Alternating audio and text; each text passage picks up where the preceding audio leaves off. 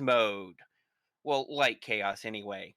And it looks like we are going.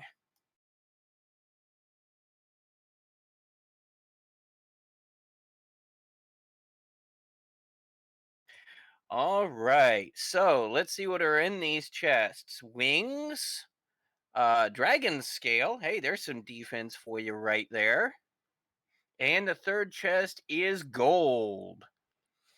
Now, I'm assuming all of our races are going to be heading down into the armory, checking out what that is. But if you see someone going back up into the throne room, they could also be setting up a gold grind. And Game Boy F9 doing exactly that. I just saw. I think Tilo Tilo did as well.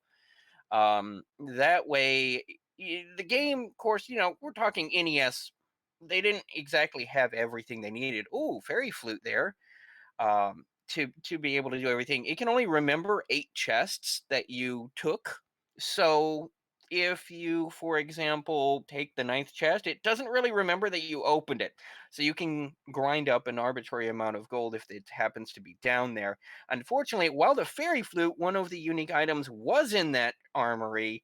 And it looks like some fairy water as well, which could be interesting because fairy water can be used as an item in combat, and as you can just see, Jay Copper used that on this red slime, but it didn't kill it off.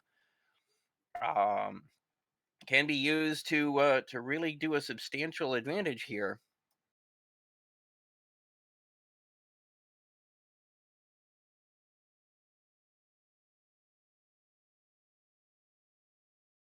Little bit of a rough start. That's the trick with chaos. Sometimes you can find like the ideal monster to grind early on, or oof, it can be a while.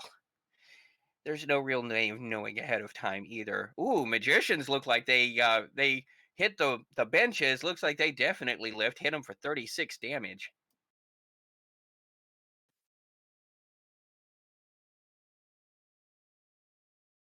Tilo Tilo breaking out the fairy water in his fight against this wolf lord. Yeah, that early grind for fairy water may have actually, in fact, been better. Oh, ding. 17 attack, 15 response, 42 hit points because it dropped him all the way to level 5 with 240 experience. You see, that's the kind of thing that can happen in a Chaos Seed. You never know how much experience these guys are going to give. So, Wolf Lords didn't look like they were too terribly dangerous, and definitely a potential grind at this stage in the game. Welcome to chaos, eh? Oh, hey, joining me in the commentary booth is going to be Fury SK. He'll be helping me do some commentating here. Yeah, I was just letting you ride, man. You're doing a pretty good job there for first couple minutes of the seat. Yeah, Tilo Tilo looks like he has found Garen, and we've got some great deals for sale. 2,500 for a flame sword. Looks like the magic armor is also on sale.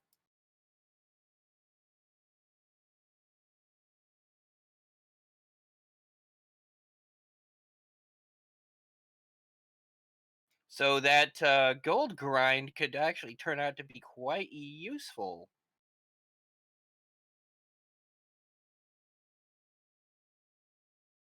Yeah, in this setup, I think both the gold grind and the fairy water grind both were pretty profitable decisions, and just depending on which one you chose, you probably could get out either way.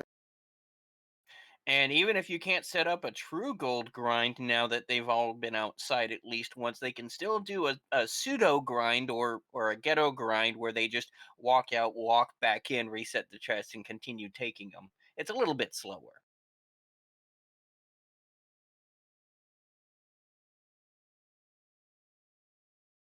Now, Tilo Tilo checking the back of Garen. There are 3 chests back here. Let's see what they've got. Looks like that was an herb. Stones of Sunlight. Hey, there we go. That is the first of the 3 key items we're gonna need to get that rainbow drop going. Looks like Jay Copper is checking out that basement in Tentagal.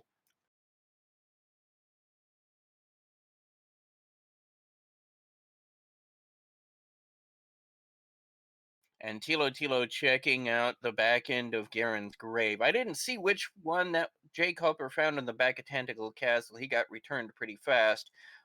Judging from the movements, Tilo Tilo looks like he is in Mountain Cave. Yeah, I believe underneath the castle is Mountain Cave because it looked like he went right and up potentially, but he could also be in Swamp. I haven't seen if he took a right past.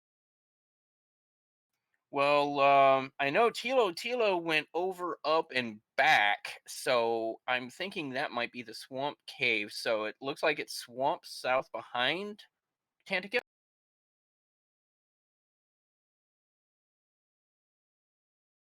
Unless I've got that backwards.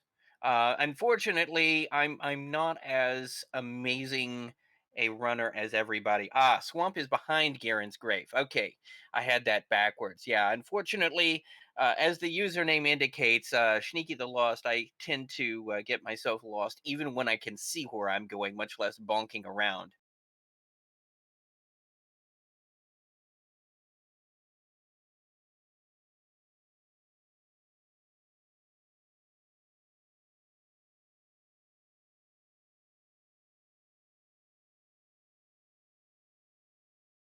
And it looks like Jake Hopper has found our Garen.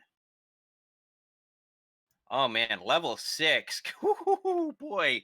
Let's see. What did you get? Well, um yeah, well, there's a player in the in that's fairly well known amongst our community by the name of Empty Eye, who likes to make a quote from Smash whenever they see no stats. I love it.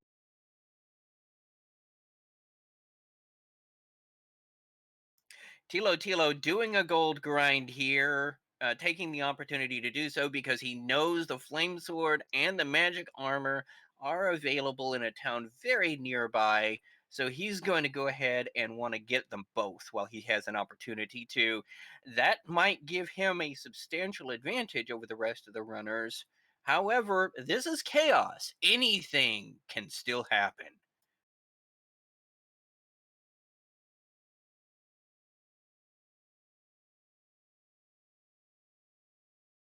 Yeah, it looks like Jay Cooper, because he didn't gold grind initially, is going to be forced into a bit of the ghetto gold grind where he leaves and comes back into Tangent a couple of times because he saw those prices on the weapons and knows that if he gets a little bit more attack power, he may not just be fighting the Noodle and a couple of other easier to kill enemies.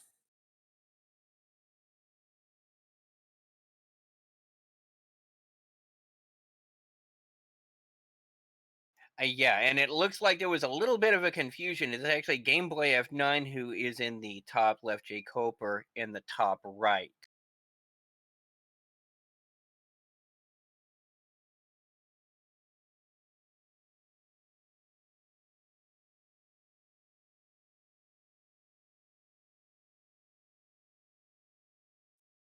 Yep, Tilo Tilo has the good armor and the good weaponry that he saw in that first town there, and Oh, that's there's probably going to give him a slight advantage. yeah, the armor really more than the weapon, although either could be very useful in chaos. But yeah, he looks like he's just run into Charlock. That's useful information to know where it is. It's also really close, not just to Garen itself, but also to the castle. Um, that could have some interesting implications later on. Ooh, Tilo Tilo taking on the metal slime, but as you can see, it's not as useful as it normally would be. Doesn't have the amazing defense, but doesn't have the amazing experience either.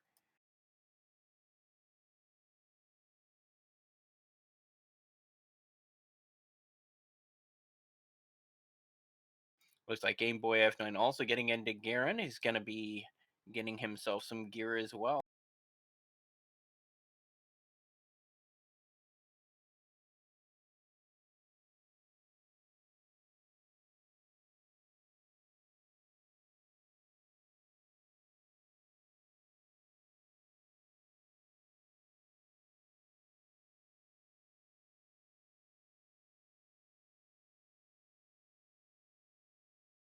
Guelph succumbing to the poisonous fumes of the swamps?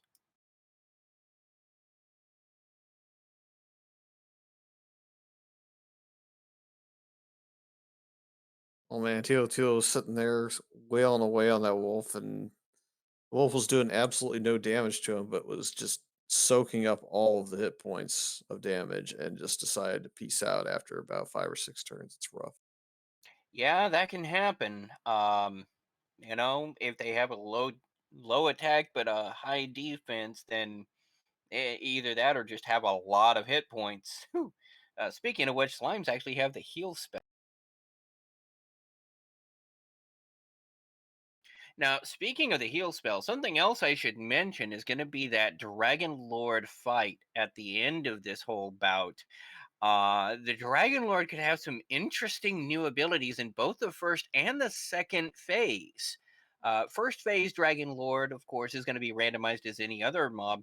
The Dragon Lord 2 fight is really interesting, though. Instead of normally having between 150 and 165 hit points, it's going to have between 100 and 230 hit points. And he also has a chance of having either sleep or heal, which could get interesting. Hey, Guelph with the new level.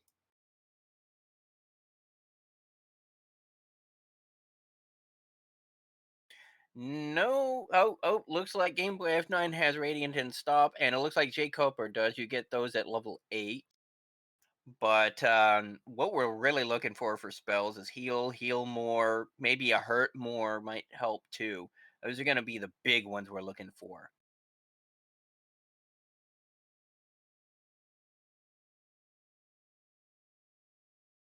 Yeah, especially with all this swamp right around the castle and subsequently around Charlock, it's a little bit rough to get out and about without having a heal spell. Not enough herbs to really make your way out. Even if you get a gold grind going to Garenham, that's still only 6 herbs, and you don't know how long this is going to last in chaos. Indeed. Looks like Tilo is doing some more exploration. He wants just vision on where he can go. Meanwhile, Game Boy F9 found himself in Garen's grave, found some gold in the first chest, then found himself an Axe Knight. Didn't see the second chest. Third one was wings.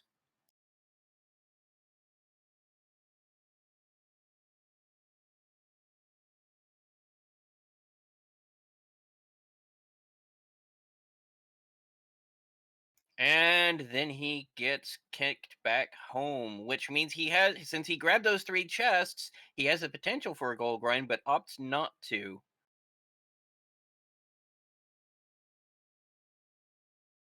Jake Hope are just getting a critical move on that Drakema. Oh, Tilo finding freebie chest, in which has the death necklace.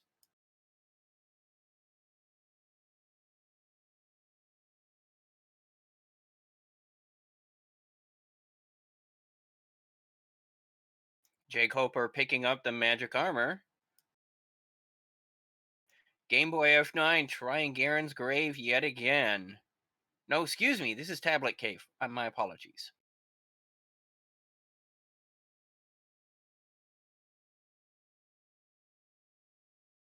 And has found an herb at the bottom of Tablet Cave.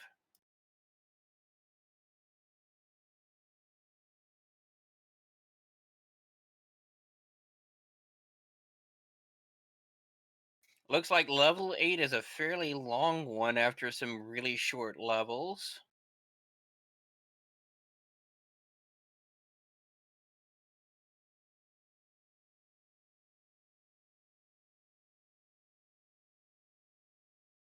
It looks like Jay Coper's going to try and make the long run through Swamp South to Swamp North.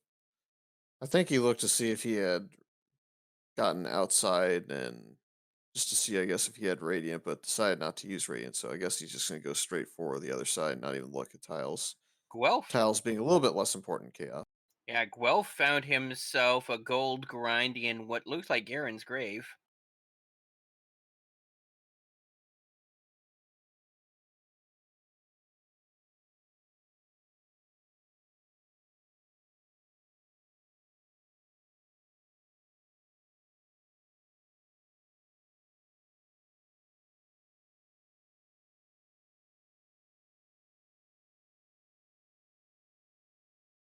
Werewolves look like they don't have a whole lot of attack power in this one. He's definitely defense broken it.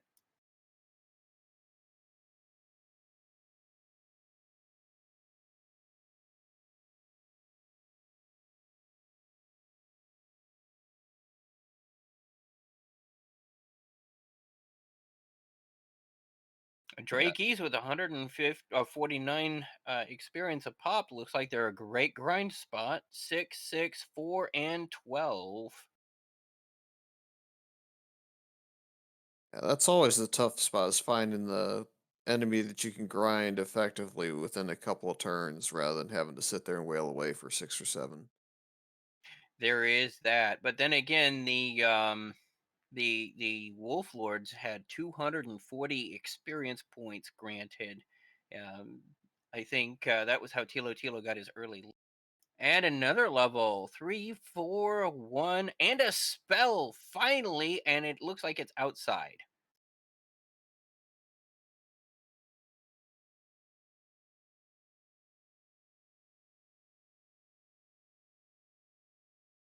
So 9 and 10 very close together.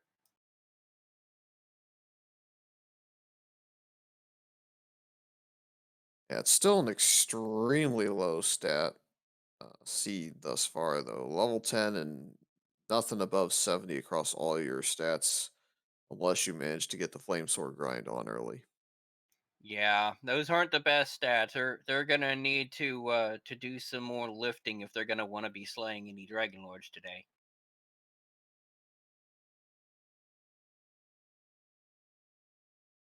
Oh, 17 hit points on level 11. That's a welcome boost. And he's walking back and forth there, so I think he's found a grind that he's kind of okay with and is looking to see if he can't just get some quick levels if they all run back to back to back and find himself a spell of some use. Well, currently he is in the lead experience point wise. Tilo Tilo only having about 1,200 while he's got 1,500. So that's a 300 experience point lead. Not the biggest in the world, but it is there. We'll see.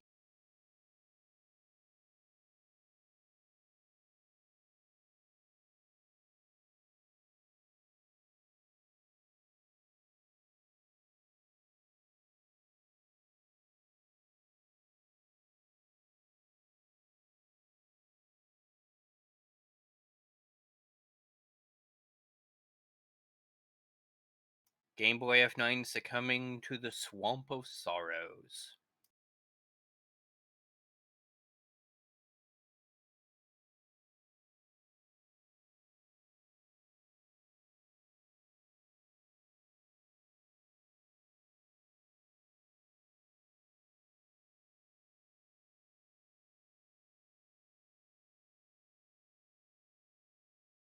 Looks like Metal Scorpions might be a viable grind. They like to cast the hurt spell, and their physical attacks are very weak. Unfortunately, it looks like they have a lot of defense.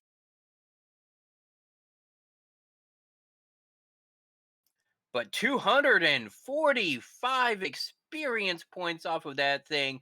I think we have found our grind. In fact, at this point, I would almost be willing to go ahead and see if I can't pick up some more fairy water to use on those things.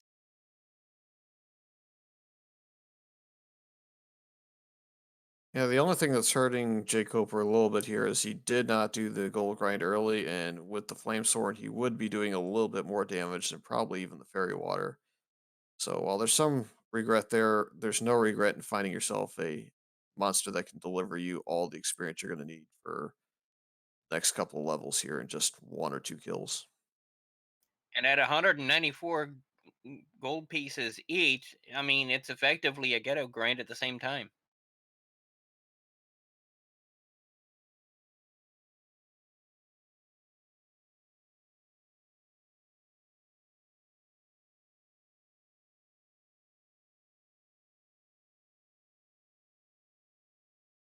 Wraiths with baby breath. Armored Knights look like they got hit with a Nerf bat pretty hard. They're only doing 1 to 2 damage to Guelph with magic armor on. Jacob are finding the town of Cantlin, looking for that silver shield, or at least a large shield. But that large shield, woo! Look at that price hike, 4,400 for a large shield. Good news is there's multiple shopkeepers, so maybe he can find a different shield with a little bit smaller value. Well, not this guy either.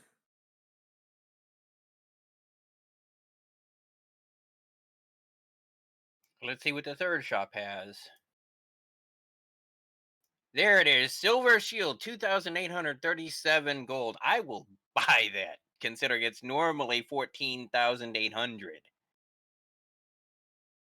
Yeah, I think he's going to keep that in the back of his mind, and once he gets a little bit more gold, he'll come back here. But for now, he may just go back out and find some more metal scorpions and see if he can't work his way up a little bit, maybe run into a spell of some use. Yeah, I'm surprised he didn't pick up a weapon though. I don't recall what all he could afford, but I saw maybe a club at best. I don't know if that's really going to deliver him enough punch to be worthwhile at this point. Doing the painful walk to the coordinates guy, and the coordinates are 64 north, 15 east. Something tells me we may have to employ the Galen positioning system for those. I wouldn't want to walk it, but then again, there's a reason I'm not in this particular tournament. I'm not on these guys' levels, and several of them are known for walking out even extraordinarily distant coordinates.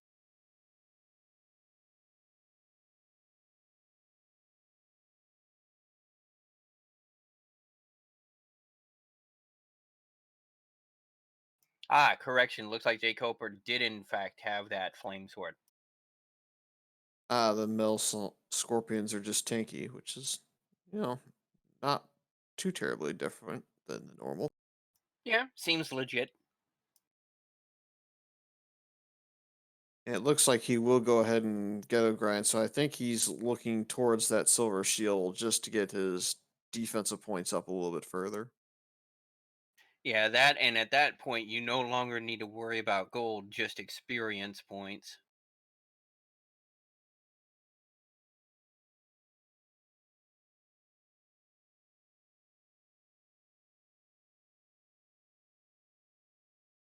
The one perk about the sea is it looked like you could travel at least a reasonable distance north and east out of Tanager, so there's some hope that they can walk it on one continent. Once it gets to two continents, though, it gets a little bit tricky, even for the better runners, so it'll just depend on where they are positionally on the map.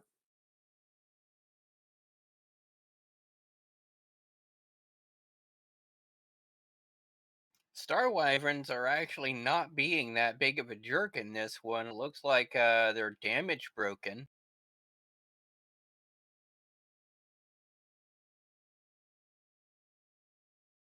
But definitely everyone, give all of our runners a follow. The Game Boy F9, Jake Hoper, Guelph 35, Tilo Tilo, and of course I am Sneaky the Lost. With me in the commentators booth is Furious K, Cyberdark on the restreams, Tyrannex and Cyberdark also doing tracking.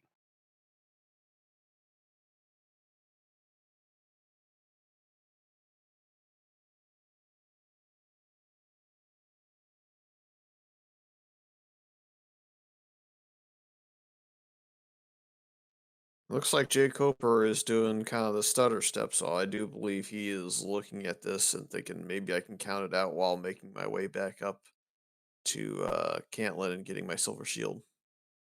Fortunately, Ooh, looks like the Drolls are taking the place of the AK-47 this seed. Failed to do any damage to him with an attack power of 79 several times and could not run away from it.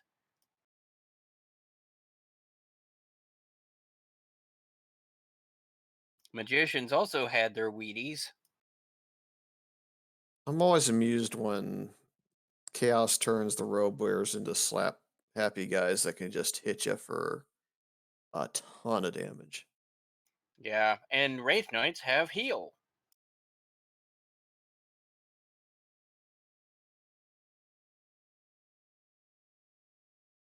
Yep, so after that death, looks like Coper's going to have a bit of a change of strategy. We'll see if it works out for him.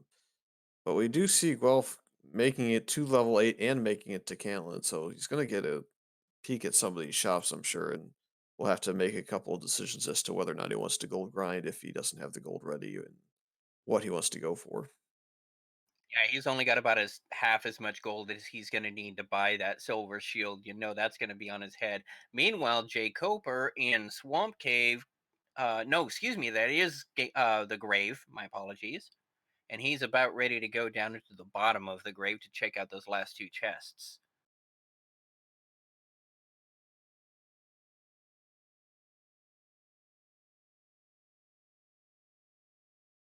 And now Game Boy F9 also has knowledge of the Silver Shield, so at least three of our runners have checked that shop and know about it. I think all four may have at this point, as I do see Tilo Tilo has his Silver Shield in hand.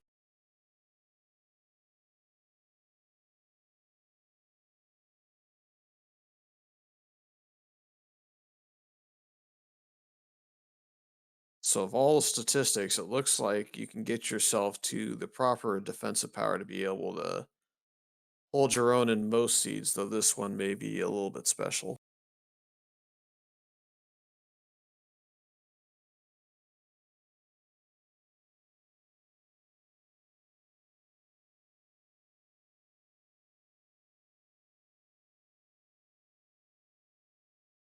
Looks like he found some more gold, and now he's going for that last chest in Garen's grave.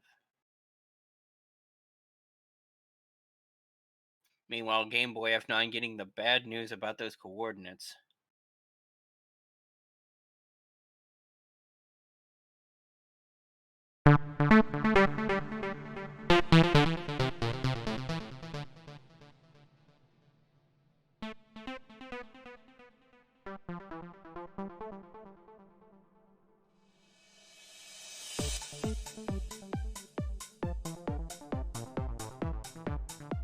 Pardon one moment, we're experiencing some technical difficulties. Please stand by. There we go.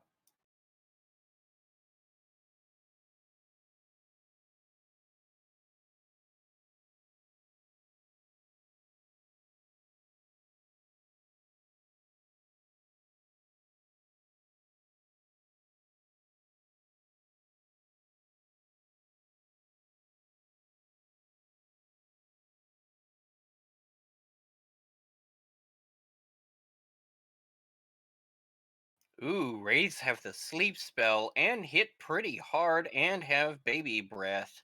That's not quite the wombo combo, which is going to be a sleep with either a hurt more or the DL2 breath, but it's still bad enough.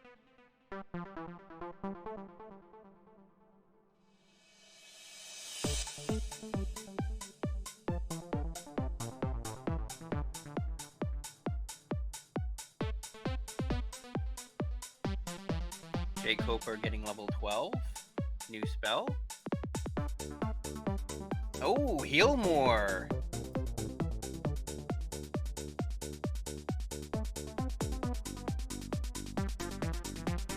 A very solid strategy for this game is don't die.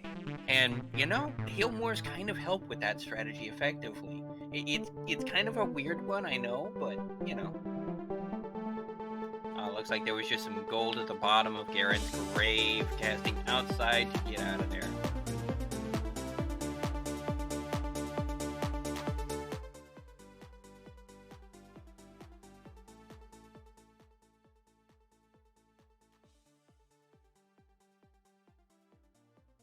Looks like Jay Coper counting out his steps.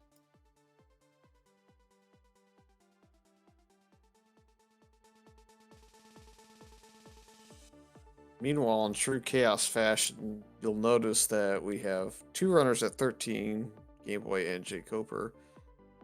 But Tilo Tilo and Guelph are both at level 12 now, so it's one of those situations again in chaos where just about anything can happen real quick, and when someone looks way out of it in the first 5 minutes, it's almost never the case. And actually, we have three of them now at level 13, so everybody's getting close, grouped together again.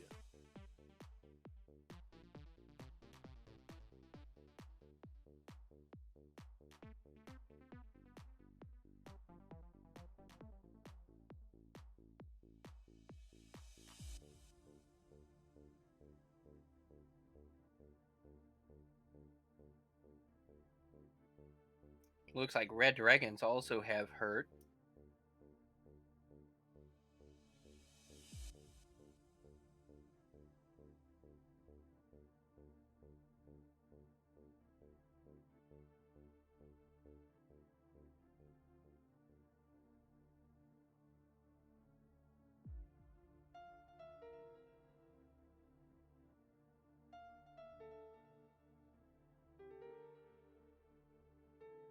Looks like all four players right now are well, three of them are doing a little bit of grinding. Jake Hoper trying to count out the tiles to see if the search spot out in the overworld is going to be on the second continent or not. Guelph is in Swamp Cave. We'll see if he's going to check out that tile and see if it's worth grinding, or if he's just passing through.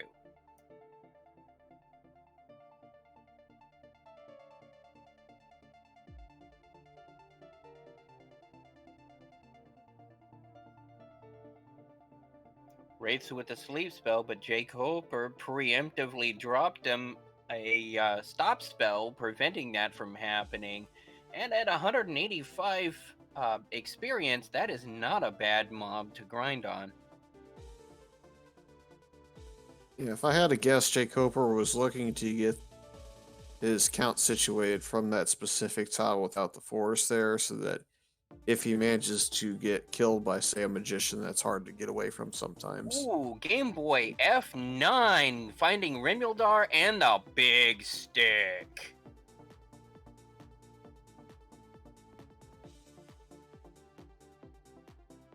Yep, Coper's probably got the reference point now to Canlin, and he's going to get his silver shield purchased as well. So lots of items coming in across multiple streams at this point. Yeah, normally, of course, Remildar is very valuable to find because it's the only place you can buy keys if you don't already have keys. But in this seed, less useful. Game Boy F9 finding Hawksness, Guelph finding that the spike tile is in fact a Magi Wyvern, which likes to cast the Hurt spell.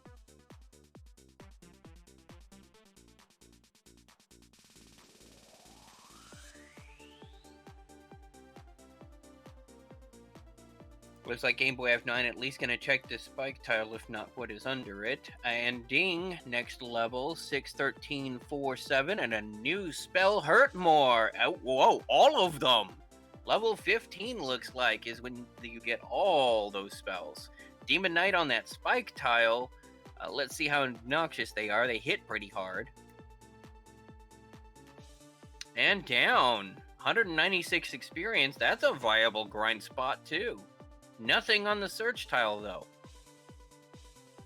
Yeah, but it is literally right next to Rimuldar, so this is going to be a grind that we're going to see for a couple of minutes here, I would think. At least until you start to see yourself close to the normal spots for DL1 and DL2 fight. I know I would if I were playing and I ran into that situation. Yeah, it looks like a hurt more and a swing is enough to take down these demon knights pretty reliably. Maybe two swings.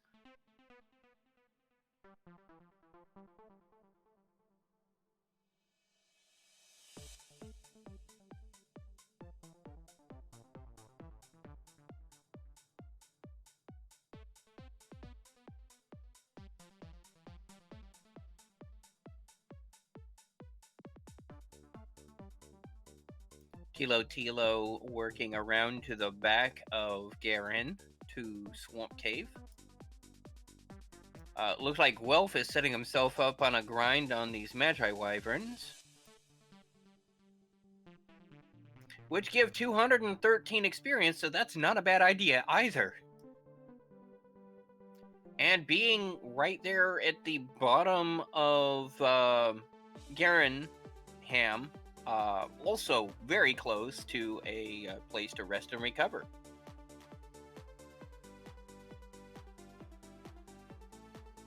So two of our runners have found themselves a very nice grind tile to grind out until their stats are where they want to be.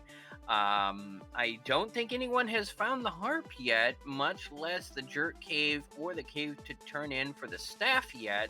so they still have some stuff on their honey-do list to get taken care of. But when you're just handed a grind spot like that on a silver platter, you take it. The overworld search spot was the harp, so Tilo Tilo now has that item in his inventory. There we go. Now he just needs to find the staff cave and the jerk cave. We call him the jerk because if you don't have everything you want, he kicks you out the door.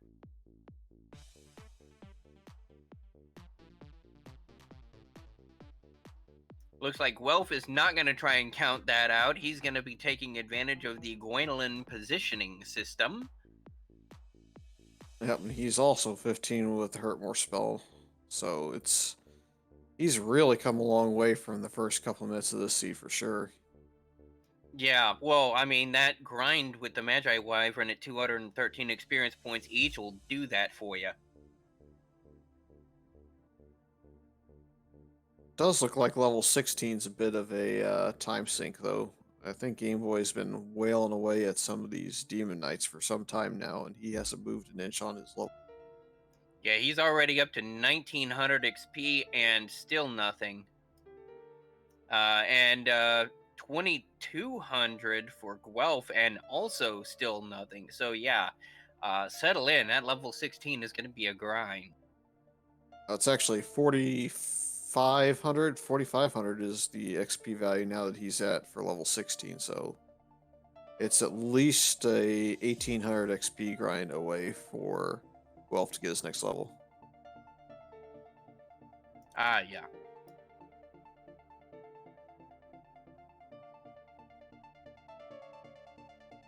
So Guelph about to get 16, but is gonna need to grind more for anything more. And I'm sorry, that strength is not gonna be sufficient to be taking on any Dragon Lords today.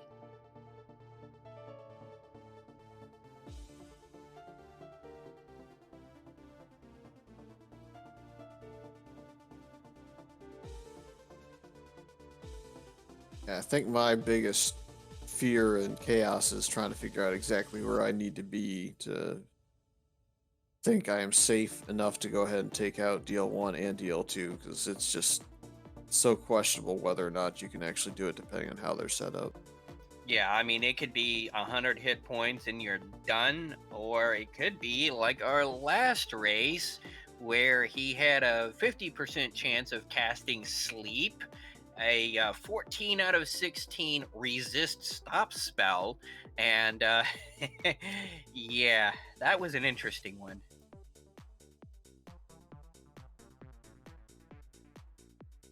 Yes, and is a question for the chat. Is it short Charlock? Yes, it is. They don't have to grind through 7 levels of Charlock just to get to the Dragon Lord. You get deposited right at his doorstep. Yeah, Game Boy F9 checking the price tag on the big stick. Keep in mind the prices for stuff like Erdrick's sword are also randomized, and since it's right there in a chest, if it sells for enough, that can also be effectively a ghetto grind as well. Because you can just leave, come back into Remuldar, and get the sword again, rinse, wash, repeat.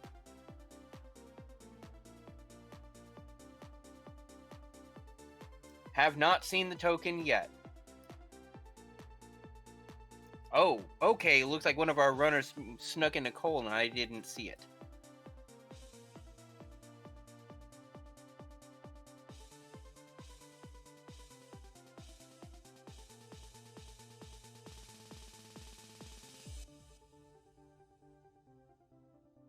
Tilo Tilo going now down to the bottom of the grave.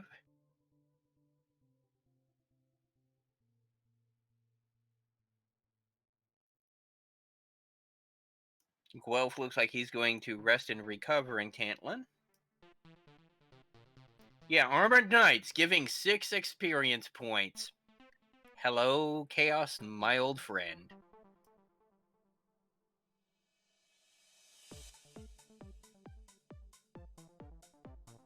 Hello. Level 17. 26 power. That's what we needed. That's looking a lot better. MP is still a little low, especially if you need to try and land a few stop spells if he's casting something obnoxious. But other than that, those stats look good for the Dragon Lord. And I believe Game Boy F9 does have the Silver Shield and the Magic Armor at this point.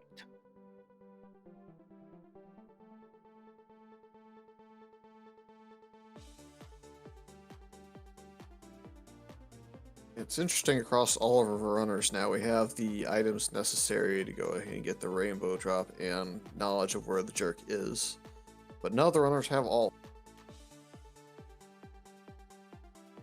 Well, we still haven't seen Staff Cave, at least not to my knowledge, and haven't seen Jerk Cave, so there could still be some exploration bottlenecks. Jake Cooper is currently 2 squares away from the jerk cave, so he definitely has Ah, that. okay, so he's got the Jerk Cave, he just doesn't have the Staff Cave then, and he doesn't actually have the Harp yet because he needed to count that out. Yep. Everybody has a piece of the puzzle, but nobody has a complete puzzle.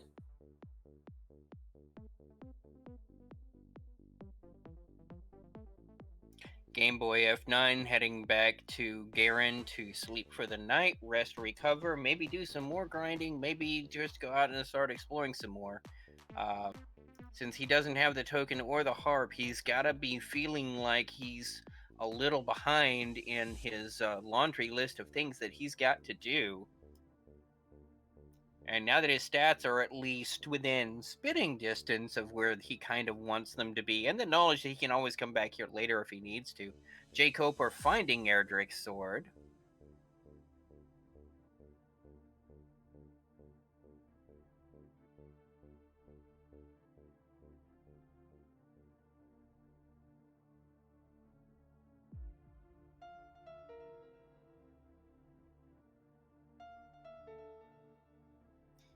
Tilo continuing to explore, this time past Charlock, through the swamps and into the mountains.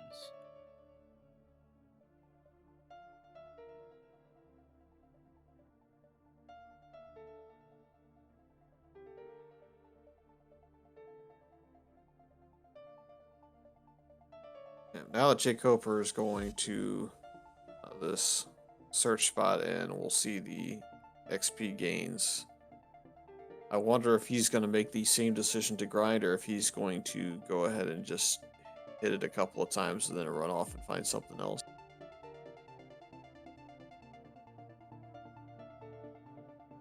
Well, I know my motto is typically when in doubt, grind it out. So looks like that's going to be what Jay Coper is going to do for at least a little while here.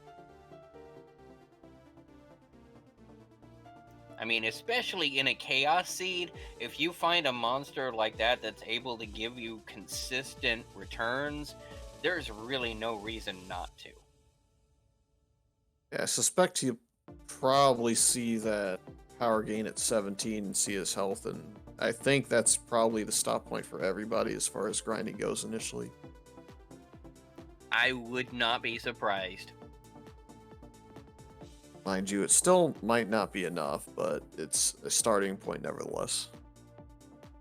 Yeah, I mean, this is Chaos. You never know what that last fight's gonna be like. So, if nothing else, looks like Tilo has found the Staff Cave, and since he knows where the Jerk Cave is, he could be the first one into Charlock. If nothing else, poking your nose in and seeing what the fight's like is some good information to keep in mind. If you don't succeed, you can still walk away with knowledge of what you will need.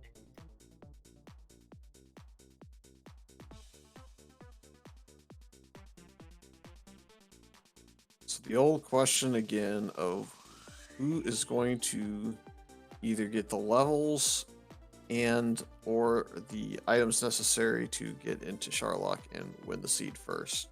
One's well ahead in experience, but another runner's well ahead in knowledge of where all of the pieces to the puzzle are. Wait, does Tilo not have the Stones of Sunlight? Actually, no, he doesn't have token. Or Token. Okay. Token was on the search spot, right? Outside? Silver Harp is on the search spot outside. So the token was in coal.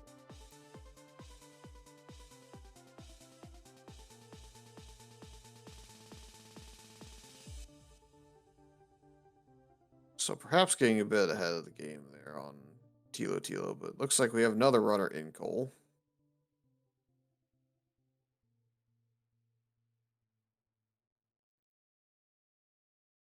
Yep, token in coal. Which means Erdrick's armor is almost certainly in Charlock.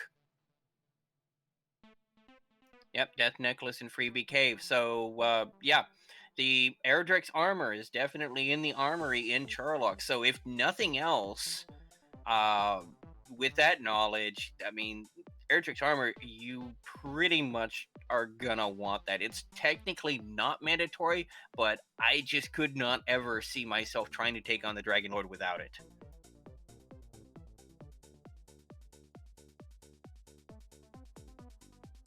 Yeah, I've been close to thinking about it once upon a time where I had a crazy like 48 power gain at level 17 or 18, got close to 200, but outside of something crazy like that happening, it's kind of hard to.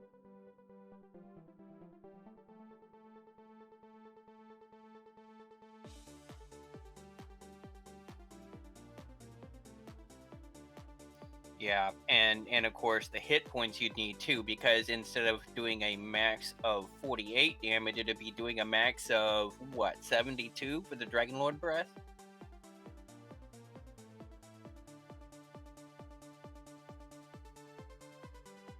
Yeah, there's a reason why it's basically required in just about every seed. I'm not.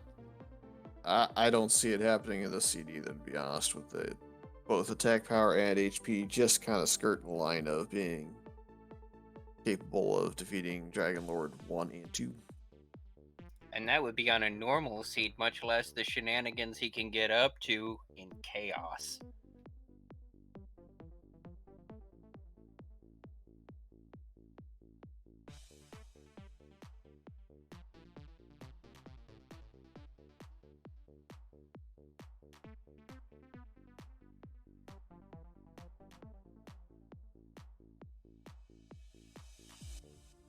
Yeah.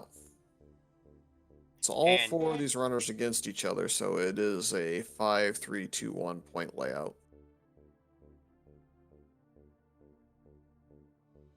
So even on that initial dot done, it really doesn't change much for the other three because there's still a lot to fight for. speaking of points, remember the first 5 weeks is going to be point based, where first place gets 5, the second place gets 3 points. Third place gets 2 points, and fourth place, if there is one, there was an odd number of runners, so we've got some three-player races, will be a single point. If you have to bow out or for whatever reason have to leave and forfeit, you get whatever points would have been awarded to the last place of that race. I know in a couple of races earlier we had said that it was just a flat 1 point. That's actually only true if it is a four-person race. They're not going to punish you any harder than the seed has already done. And then after those 5 weeks, the top 16 gets to go into their own March Madness, and we get to break out our brackets. Looks like Game Boy F9 in, was that Mountain Cave, right?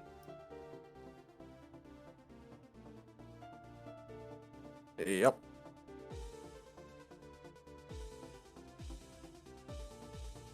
Yeah, unfortunately, that happened to Jay Coper during his race last week. He had some issues that prevented him from joining the race and was forced to forfeit by the tournament rules because he could not reach the coordinators in time.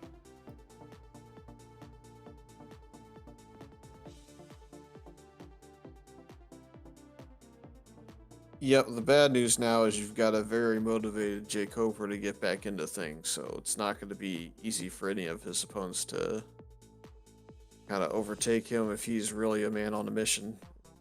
And I mean, considering how well he did in the last tournament, I'm not counting him out. All he has to do is to get to the brackets, and then the points don't matter. Same goes for just about any runner here. I mean, anybody could get a point or 2 points in one of the race, but if they run the table in a couple of races and get up, 15 points in say 3 races, it's pretty much top 16 at this point, I would think.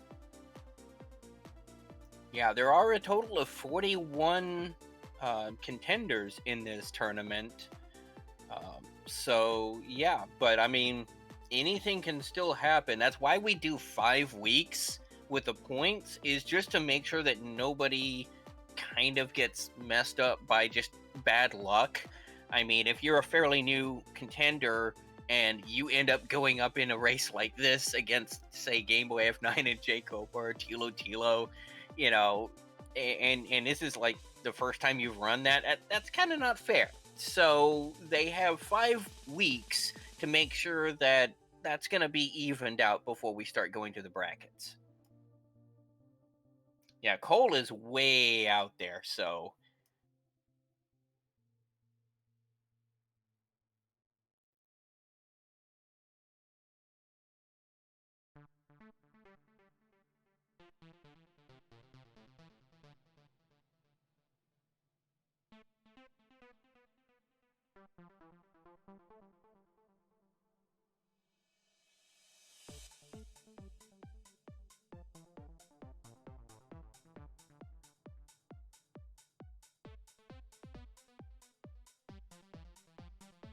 Guelph, I believe, has the token but does not have the harp yet because that's on that search tile.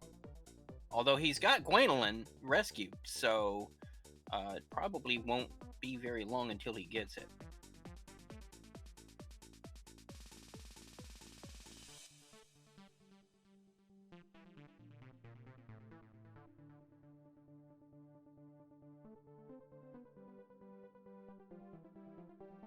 Jacob are reaching the bottom of Mountain Cave and heading back out.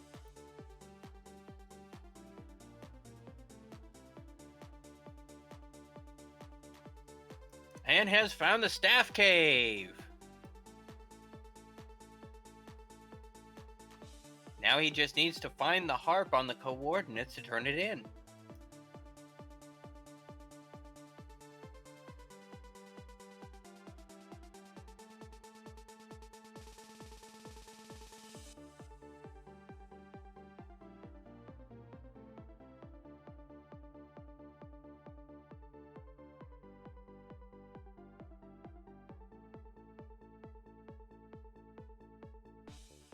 Turns out level 20 does not give you all that much in the way of stats.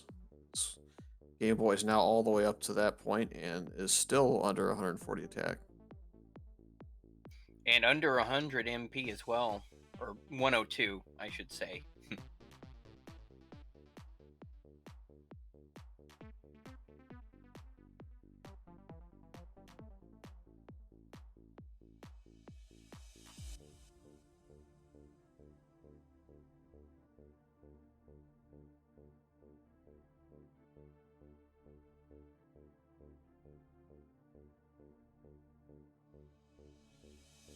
Tilo found coal, found the token, has all 3 things necessary, and knows where Jerk Cave is.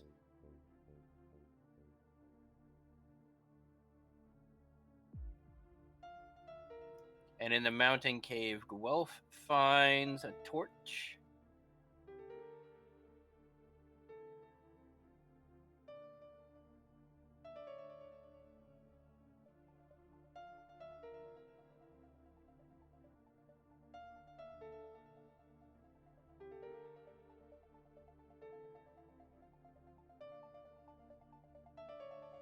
Man, these magicians are almost acting like the AKs normally do.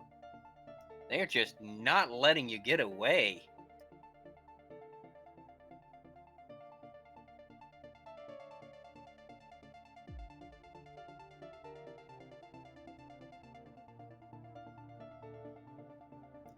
Looks like more gold on the second floor of the mountain cave that is next to are going to be more gold and more gold.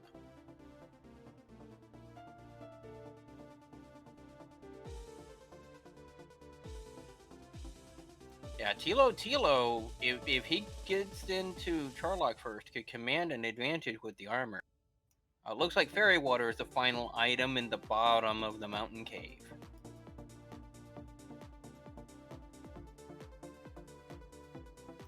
Yep, Tilo Tilo getting that rainbow drop. It will almost certainly be the first one into Charlock.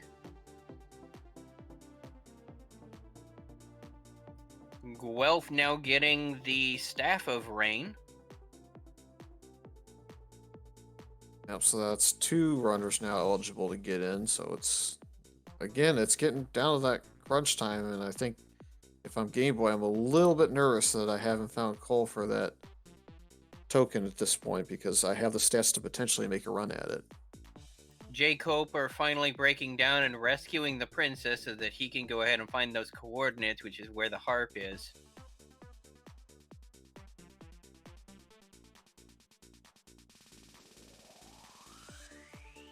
Yeah, there's very little difference between level 17 and level 21.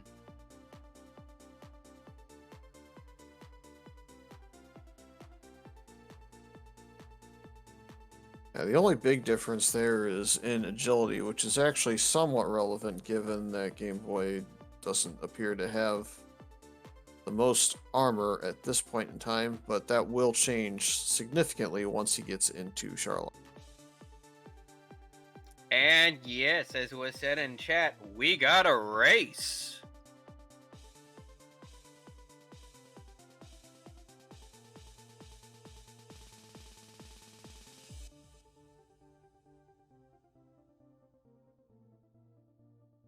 Tilo Tilo, even though he's got the rainbow drop, looks like he's going to be grinding on this Demon Knight a bit. He's already at level 17 and has already got the most of the stats where I'd figure he'd need, but maybe he just wants to go ahead and grind out the rest of this level before heading back home.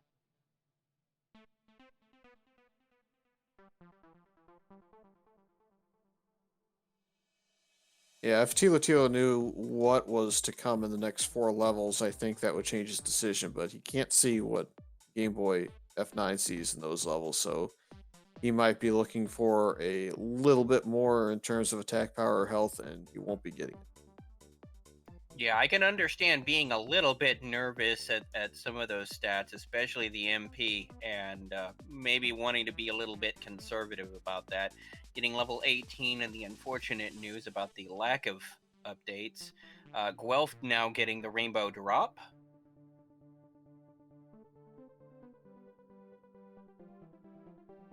And I believe Coper has harp at this point, so he has everything set up except for getting back to the jerk cave. I don't think so. He just turned in Gwaylin, so I think he's still counting it out.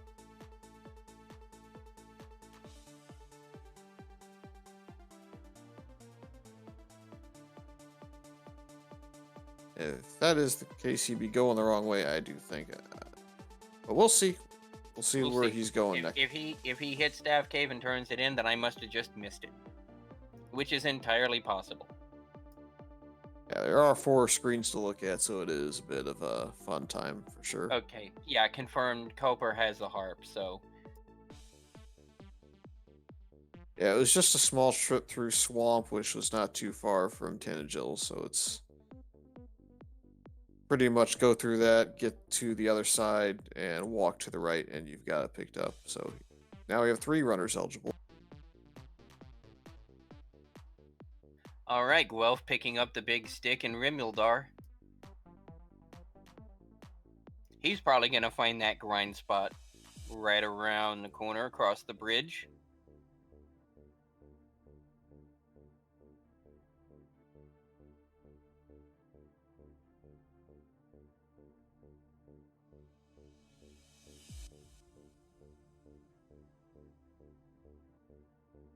But yeah, there have been a lot of swamps in this particular seed, especially given that the armor by now is almost certainly in Charlock.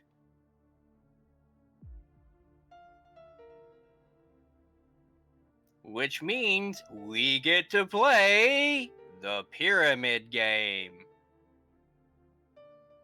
Judges table. Yeah, Judge's table isn't as hard to get to in a short Charlock seat. It's right there, and there's a staircase right outside the armory that takes you right to it.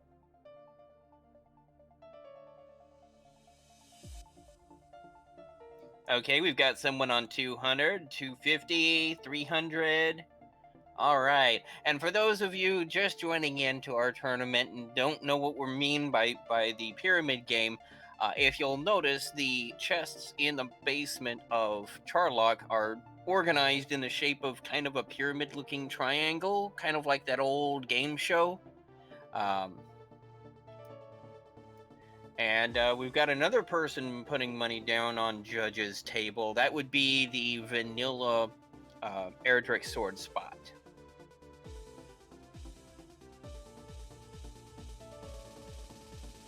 And Jake Hoper, actually, first one in Charlock.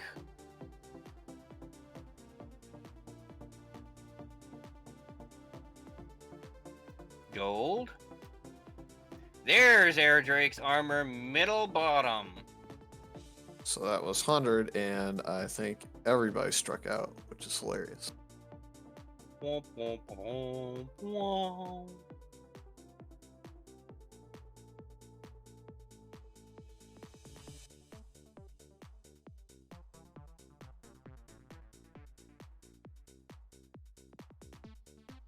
Yes, I suppose Jake Coper did not strike out, but he got to play all the games, so he wasn't going to.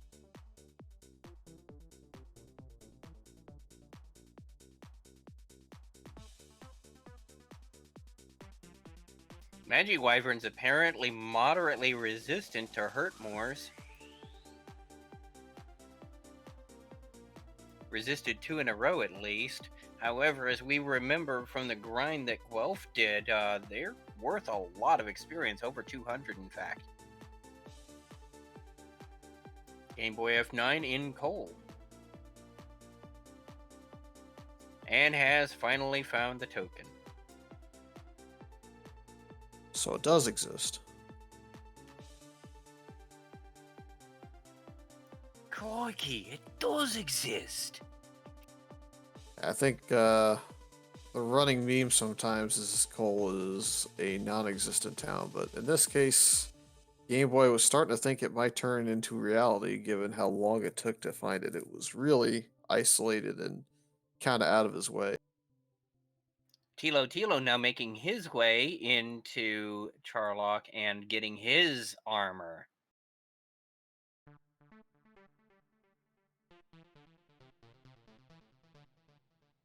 And Tilo Tilo has a substantial XP lead as well.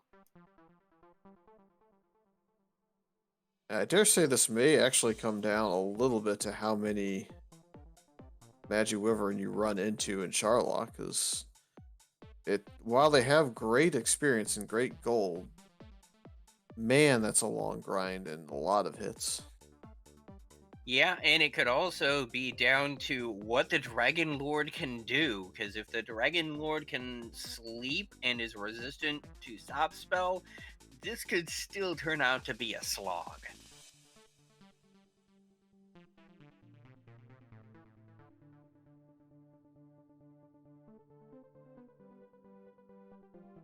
Well, certainly possible. It can roll both ways, and over the course of this week or so of chaos, I expect it to kind of do that.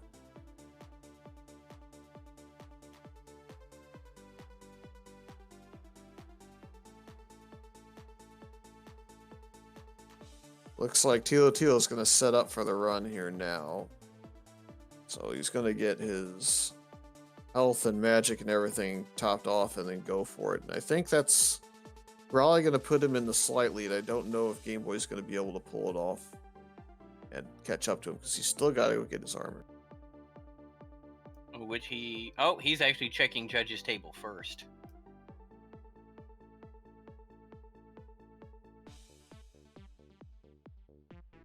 And I mean, that does give you 2 extra attack, but I don't know if that's going to make or break the difference in this fight or if it's going to come down to something else. Yeah, these magic wyverns aren't very dangerous. They cast a hurt and they don't hit very hard, but it looks like they've got, if not maxed out agility, at least high enough that it's very difficult to run from them. And every hurt more you blow attacking them is less magic you have against the big guy. I mean, agility is nothing more than just a number at this point. It's never ever going to let you run from anything when you need to run. So I just ignore its existence at some point.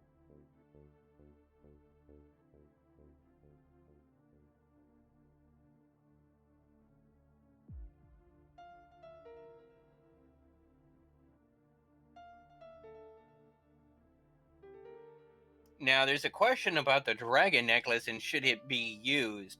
In the randomizer seeds, the death necklace has a unique property. It cuts your maximum HP by 25% and gives you plus 10 attack power. With an HP of 134 and an attack power of 144, it shouldn't really be necessary, and that's going to cut down your margin of error for possibility of doubles or getting slept and getting hit twice and still having a chance of surviving that. So I very much doubt he's going to use that dragon necklace. Yeah, I think it's going to depend a little bit on what DL1 has and how easy it is to navigate that fight and whether or not our runners have to go back again to that.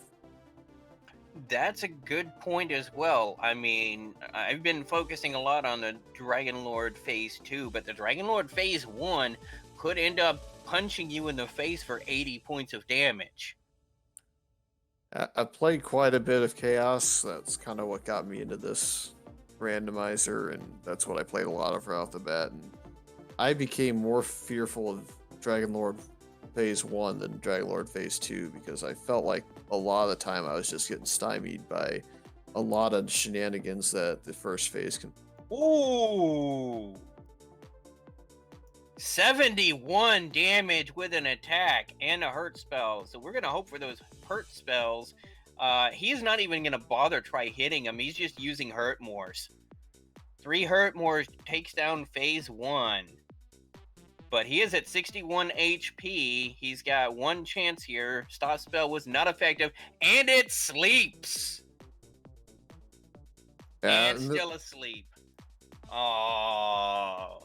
Hey, Tilo Tilo got a lot of very valuable information out of that. Number one, phase 1 hits like a Mack truck, and you do not want to let him do that. And number 2, phase 2 has sleep.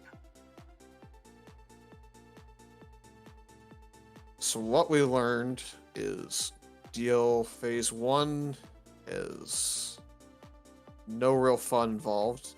You have to hope for a hurt spell, and then you walk into DL2 and have to hope that sleep does not stymie your efforts. That's a lot of hoping.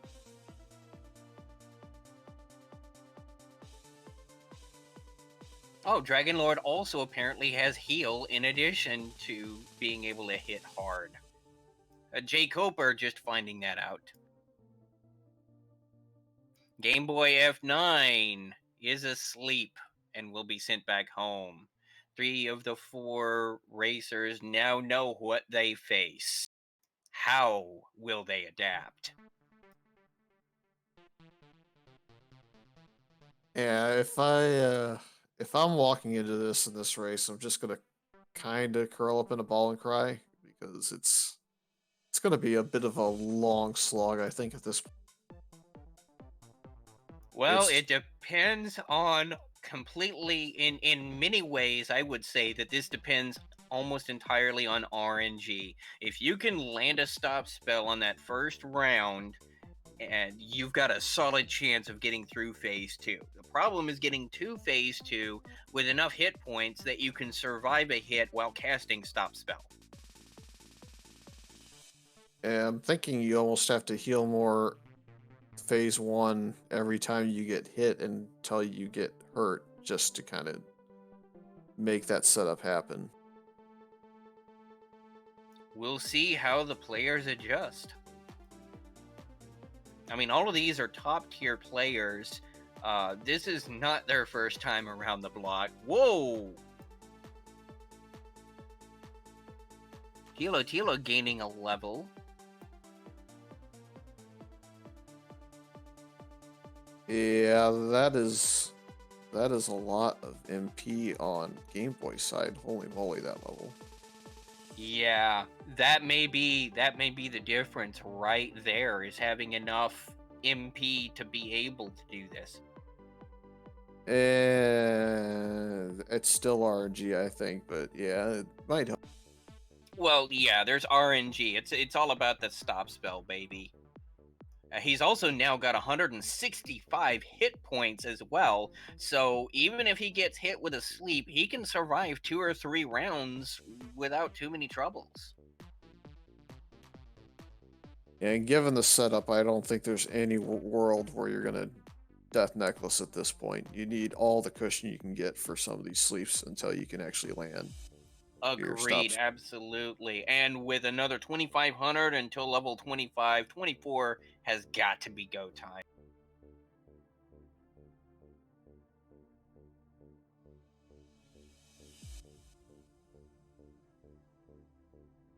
But right now, this is still anyone's game. It's all about the RNG at this point.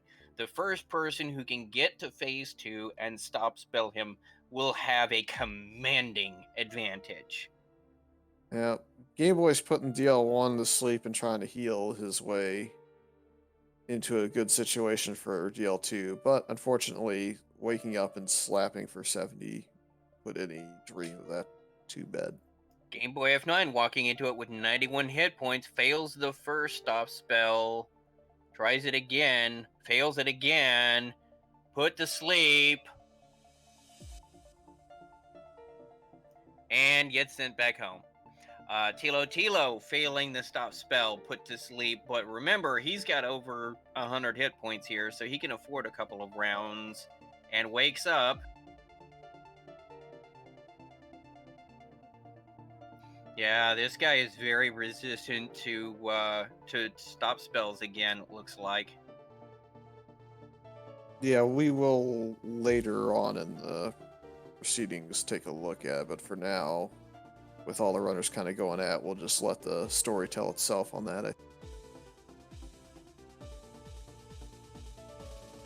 Hath no effect again. And Tilo's been put to sleep and down.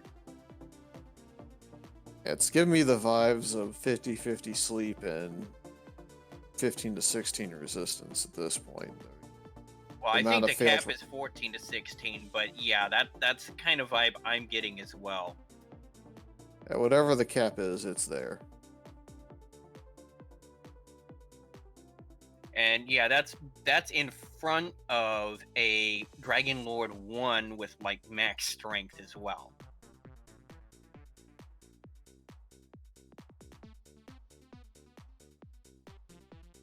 This time the Dragon Lord definitely had his Wheaties. Ooh. Attack power 225, yeah.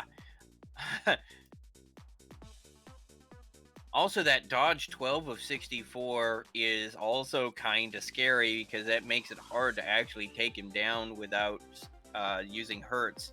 Fortunately, no resistance whatsoever to hurt more.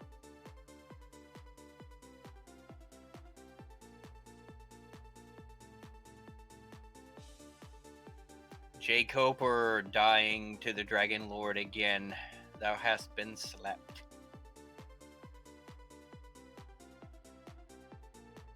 Guelph almost getting wombo comboed by the... Oh, is gonna get comboed by the Wraith. My apologies. Didn't even make it to the Dragon Lord that time.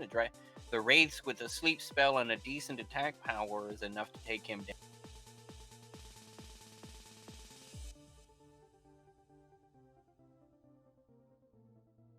Tilo coming up for his next attempt.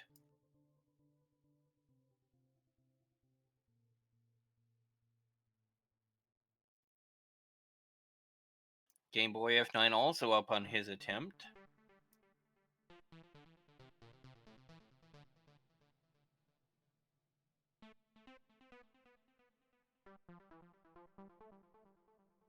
I mean, Ooh. this is quite literally the first RG wins. This is crazy.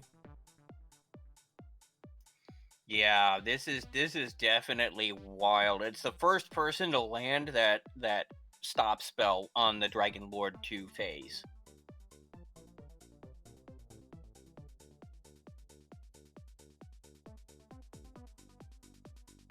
Looks like Game Boy F9 trying to use sleep to minimize damage during the first phase so that he can get to the Dragon Lord 2 phase with as many hit points as possible. Looks like it turned out well for him this time around. He's got 159. Tilo looks like he's going to just go ahead and burn the Dragon Lord down, walking into his with 149.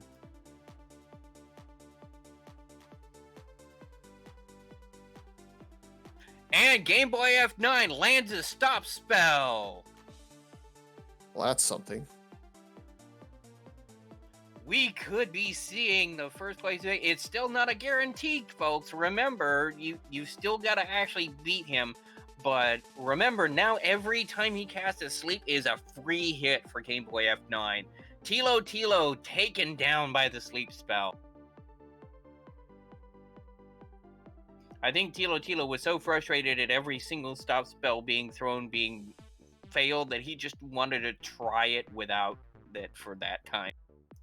Also, he was having trouble trying to stay healed. Yeah.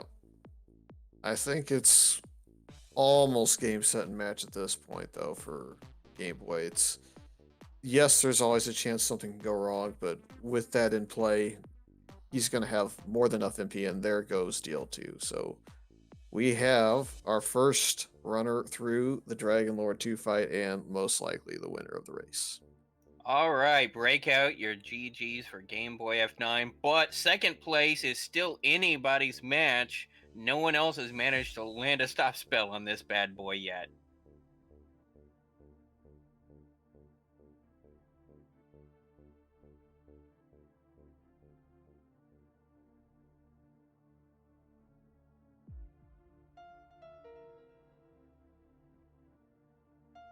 Jacob are hitting level 23 and checking to see what the experience for level 24 is, just to see if there was any low-hanging fruit. Guelph taken down by the Dragon Lord's Sleep Wombo combo.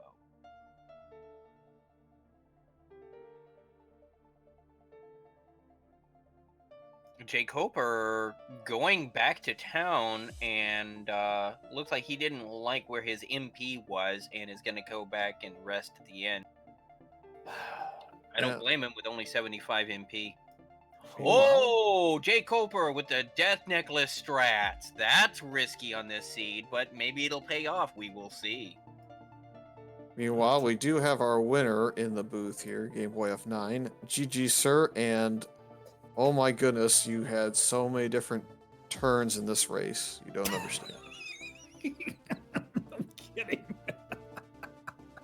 Sorry, this was a crazy seed. Yeah. I mean, it was mostly a fair seed, until Dragon Lord had sleep. But I mean, what was the stop spell resistance on DL2? Anybody know?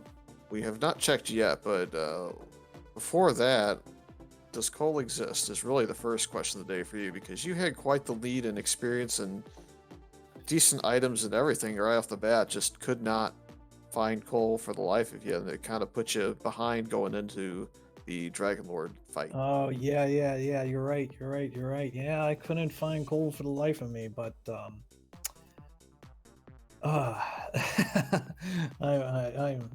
I'm just very fortunate that I got out of this with a win. No, you're right. My mapping is still not good from, I mean, you can look back to the standard tournament where I was struggling there as well, but and then the magicians were real jerks. They were just all over the place. They had almost maxed agility. Is that what it was? Yeah, they had max agility and they were pretty close to max strength as well, I think. So Yeah, they had a pretty substantial damage output for the level you were running into them at. Speaking of max strength or max attack in this case. You want to guess DL1's attack? It was probably around the 200s or so. I know I got hit with some pretty good numbers. If you guessed 225, you were the winner. Yeah, 225. Yeah, it's looking like the stop spell resistance is like 12 or 13 out of 16, just like race number 1. Looks like Tilo is trying to take out the Dragon Lord without using. Oh, nope, there goes a stop spell. Ugh. At first, he was trying to do that without the stop spell. Yeah. Jake Yeah, it's Hoper like, has actually put on the Death Necklace and is trying those strats. I can't blame him. Yeah, dying to a wraith. That, you know what? The wraith hit hard too, and then I realized I could hit him. So I mean, Yeah, and the so, Wraiths hit sleep as well. yeah, it wasn't too bad, but 14 out of my. 16. Wow. Yeah, stop spell resistance was 14 out of 16 with a 50% chance to cast sleep for Dragon Lord 2. I thought it was only 25 because I mean he wasn't casting sleep all that much after I hit the stop spell. Wow, that is very fortunate. Well, you have survived. You now have 10 points in 2 weeks, so while no lead is ever safe, it is certainly a nice cushion to have 2 weeks. Yeah, exactly. So I mean, very fortunate that I have 10 points, and I'm sorry, I'm I'm still a bit shaky after a crazy seed like a crazy run like that. So well, we'll look forward to the next one where I have to apparently save a princess and give her a cursed belt. So that'll be good times. Yeah, that will be one of the 2 win conditions available, or you could just try your luck with the Dragon Lord, but does seem like Cursed Belt might be faster if you can manage to pull it off. Yeah, you might be right about that. Just maybe. Just Yeah, throwing it out maybe. there. Because, I mean, all you have to do is find the princess. You don't even have to do your laundry list of chores. 79 damage. Oy. Yeah, both phases of this Dragon Lord were just absolutely brutal. Yeah. Well, I'm glad I discovered that he had very little sleep resistance. Yeah, he also had no hurt more resistance. So a couple Yeah. of runners were trying the strategy of just burn it down now. Yeah, I did. Yeah, I just went with sleep. It looked like he had about maybe 1 in 16 or 1 in 8 resistance, so not too bad. All right, well, I'm gonna go ahead and head on out and have dinner. So I want to thank Shineki and Fury for the commentary, and who was Cyberdark for the tracking and the restring, and Tyrannex helping out with the tracking as well. So really appreciate it, everyone. All right, and congratulations on your current first place position. You have a great one. Yeah, you too. Thank you very much.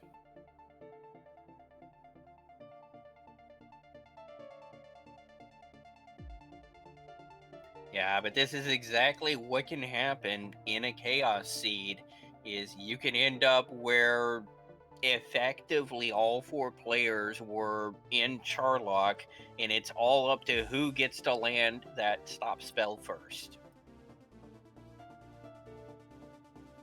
Yep, you got all these different storylines. You've got one player that was level 1 for an extra 10 or so minutes. You've got another who was well ahead in his go mode knowledge, but not in levels. And you have a third runner who was probably one of the last to kind of figure out all the pieces and get in there. And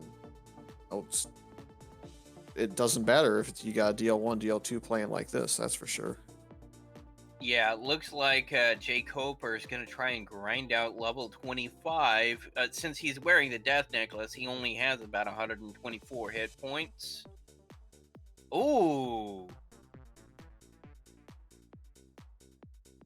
nice. Looks like that will definitely pay off for him then. He got substantial number of hit points out of that level, 27 of them, I believe. Even with the necklace. So that puts him back into a reasonable health position where he can survive 3, maybe even 4 rounds before he is really in trouble.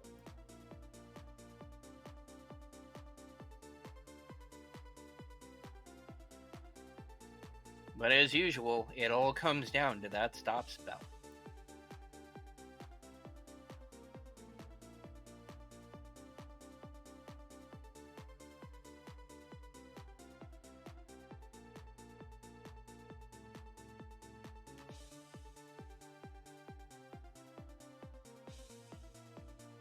And you'll notice Tilo healing at 75. Remember, this is a heal more spell, not a heal all spell. That one didn't exist yet. So it only heals about, what, 75, 80 hit points or so. So 75 plus that brings him back up to max. So he's got a little extra buffer if the Dragon Lord's sleep lasts for 4 rounds.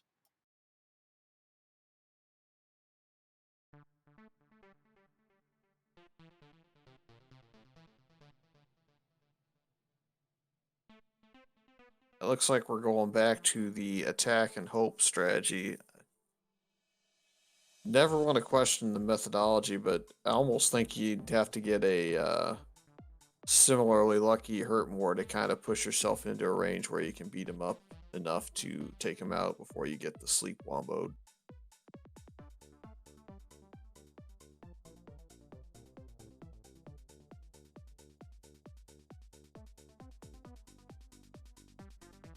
Well, the only thing that I would question would be changing up your strats in the middle of a fight. If you're gonna be going for just balls to the wall strat and just not even worrying about trying to land a stop spell, you need to start doing that from the first round. It's also frustration, though. I can get behind that too. Oh yeah, absolutely. If I was in this position, I would be so frustrated. I would be doing much worse than these players are.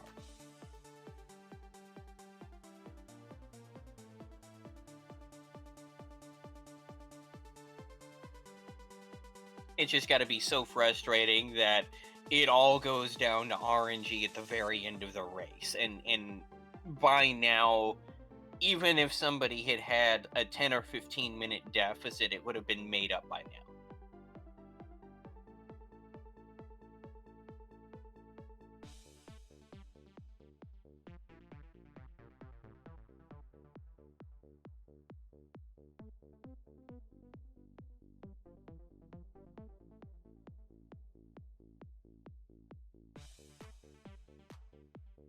Yeah, a point is brought up that just trying to brute force your way through the Dragon Lord is such a long strat because you're constantly losing turns to being slapped, and then of course you're going to need a heal after that.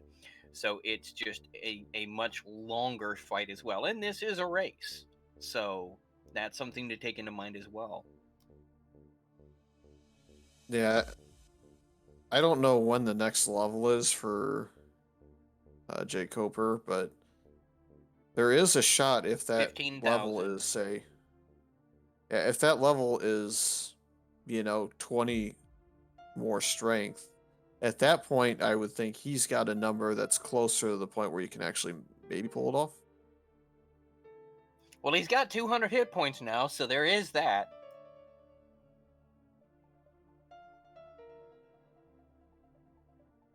And 150 attack power as well. So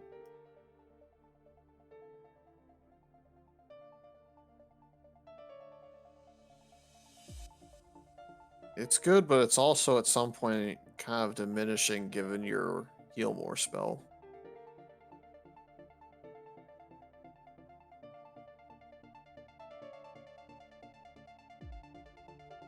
at least in my opinion.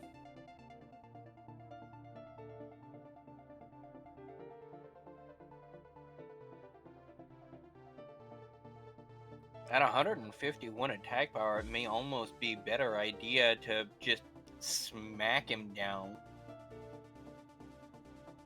Talking about DL2 or DL1? DL1 instead of using the hurt mores. But hey, he got through that with almost no damage. He got 2 hurt spells, so he's in a great position walking into this fight. Let's see what happens from there. At 168 MP, I don't think it really makes all that much of a difference anymore what you use. Just get rid of the DL1, get into DL2, and start getting RNG. Looks like we may get all 3 runners into phase 2 here at the same time, so this could be a fun way to see RNG in.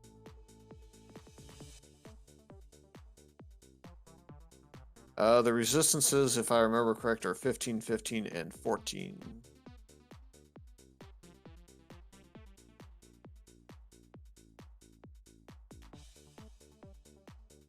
Which I think every runner's probably deduced the high number on the stop spell at this point, given how many stop spells they've all thrown. And Guelph, I think, may have just hit it. Yeah, but Tilo is actually putting a lot of pain on this Dragon Lord. This could come down to the wire. Oh. Yep, commentator Tilo first. stayed asleep too long.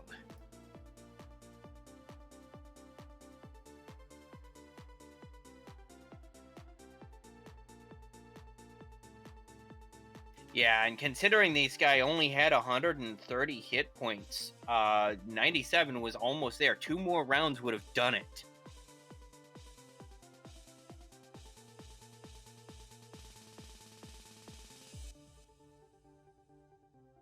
It looks like Jake Coper is suffering the same fate at this point, so it's still going to be a fight for that 2 points versus 1 between Coper and Tilo, assuming Guelph gets out, and he will, it looks like. Yep. Now, Jay Coper now has 171 attack power at level 26 with that death necklace that he's got on. That's going to be a 35-point max hit with his sword on the second phase.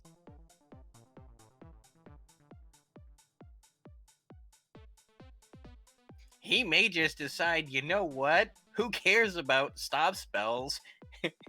Eat this.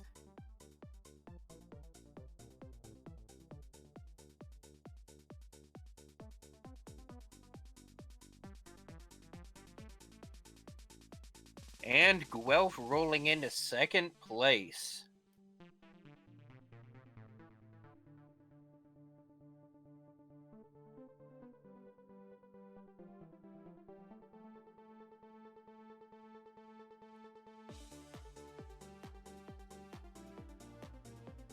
Jay Yep, Coper just getting 27. Yep, it's second and third now for Guelph, so he's up to 5 points. So he keeps getting seconds and thirds, he should reach a reasonable point total, so looking good still for his chances at a top 16 placement.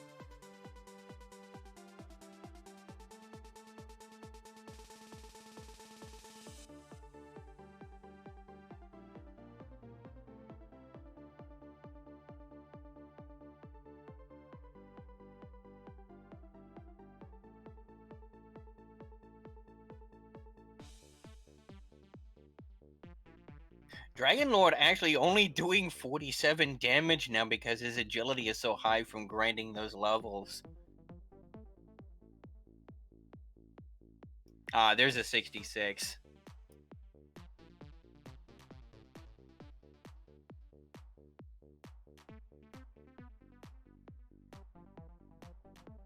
Guelph will be joining us shortly in the commentator's booth to get his opinions on this seed.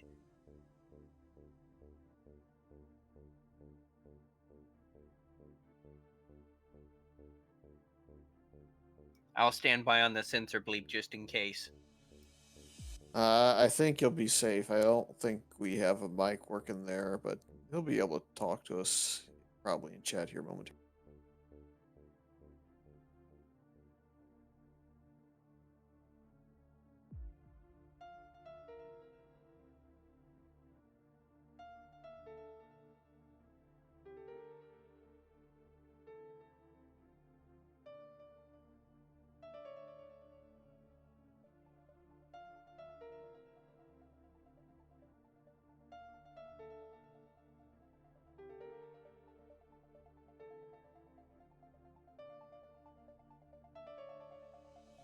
Yeah, just casually hitting the Dragon Lord for 32.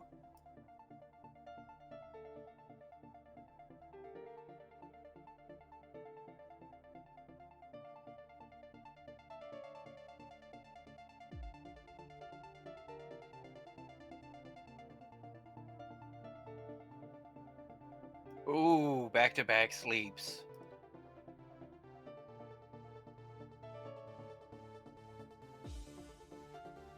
Tilo is not where he wants to be.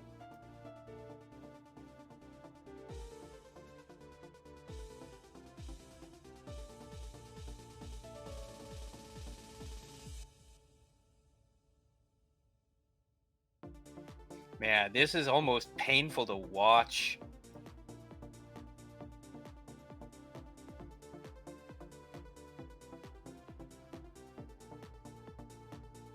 Oh, there he goes down.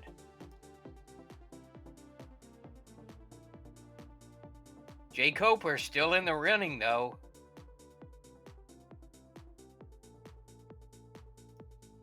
With 1 hit point. No. Ouch.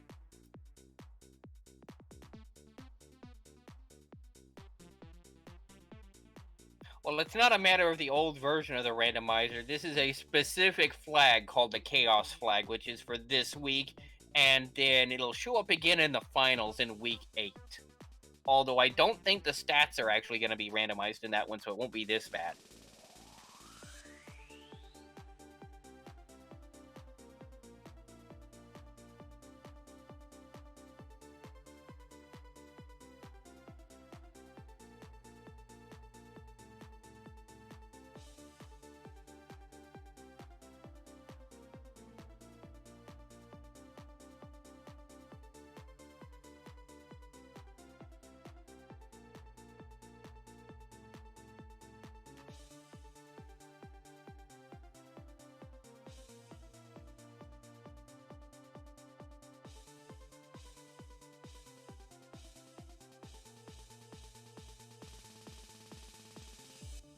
Yeah, there's a lot of commentary in the chat right now about questioning the wisdom of the second phase of the Dragon Lord having sleep, or at least such a high stop spell resistance.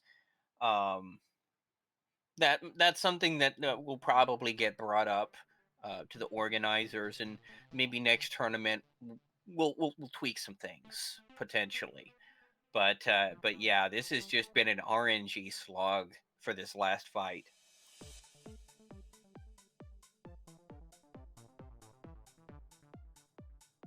To answer another question, we had we had nobody basically trying sleep or hurt more out of this. We had 2 go the stop spell route and eventually got RNG, and the remaining 2 have switched strategies after RNG didn't go favorably the first 6, 7, 8, 9 times. Although there was a strat that was used by Game Boy F9 and Guelph that would actually sleep the first phase of the Dragon Lord, which hit even harder than its second phase. And that got them through to the second phase of the Dragon Lord faster.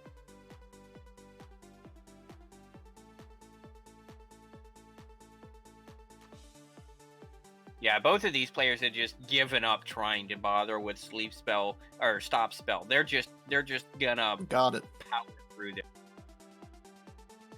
Got it, Jay Coper. Get out your GGs.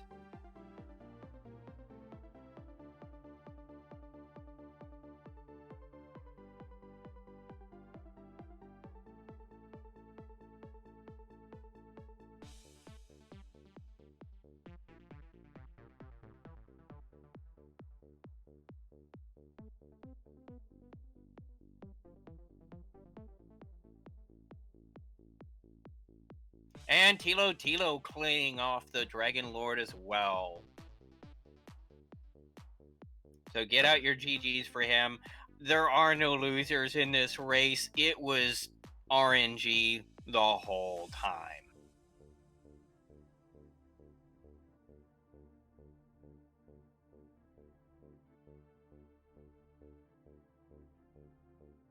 And less than a minute between third and fourth place.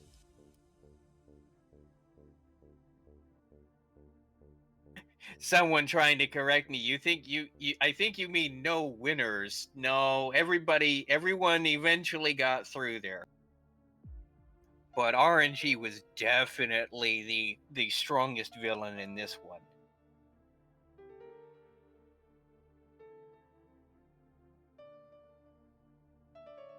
Real question is, do you dare bring the two runners into commentary booth immediately, or do you wait?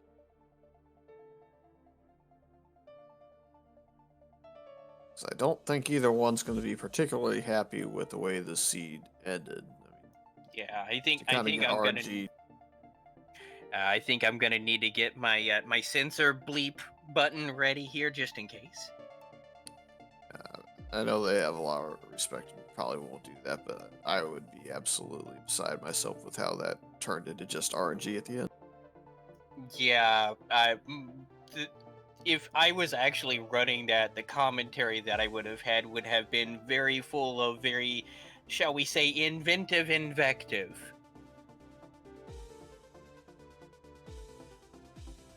Because remember, if you want to curse and swear, don't despair, use some flair. Be creative with your words and enjoy the whole affair.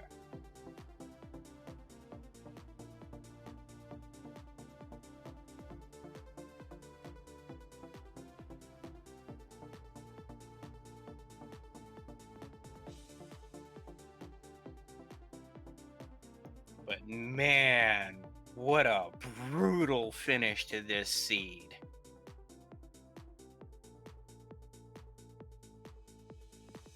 But at least we've got Game Boy walking away with first place, putting him in a commanding lead of 10 points, the maximum anyone is able to do. Second place being Guelph, picking up another 3, which will give him 8, which is definitely going to be towards the front end of the party. Tilo picking up 2 points, or picking up 1 point, and yeah, unfortunately, Jay Coper still able to walk away with 2 points, but plus 1 from his forfeit earlier last week only puts him at 3 points going into week 3. Well, it's technically a 5, but there's 3 weeks left, and both runners are now in the booth after the RNG fest that was Dragon Lord 2. Good evening, Jay Coper and Tilo. Howdy, howdy. That was amazing. Hello. I don't know if it's accurate. I don't know if it's accurate to say that I forfeited, but yeah. Anyway, 3 points isn't going to be enough because I'm going to be out of town week 4, and I don't think I'm going to make an effort to get a round in or a match in. So no playoffs for me this time, I think. But oh well. From what I hear, I got there first. I'm guessing no one else got up to level 27 either, but the last fight was kind of satisfying. That I just went away on 2 HP. So I don't know. Curious on everyone else's thoughts. I think Tilo was first into Charlock with all of the pieces and the armor.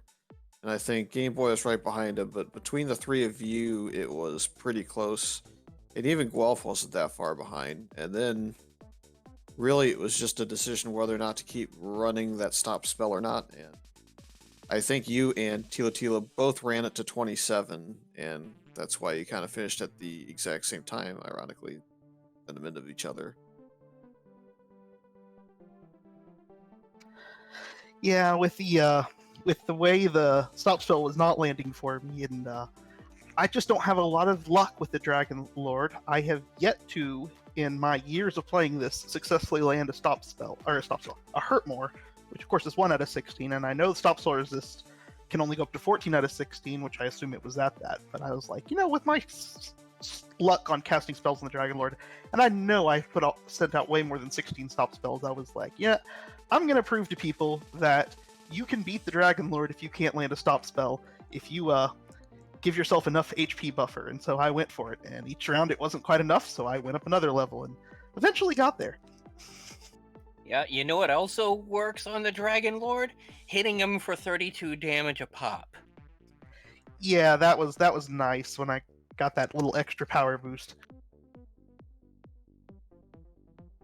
Now, with all this DL2 shenanigans, it's kind of hard to go back and remember some of the things that happened early in the sea, but it was kind of crazy how every runner had 1 or 2 pieces of the puzzle, but nobody had the complete puzzle until, I don't know, maybe like the hour mark, hour 5 mark, and then suddenly everybody started finding everything they were missing. I know Game Boy was missing Colt for the longest time.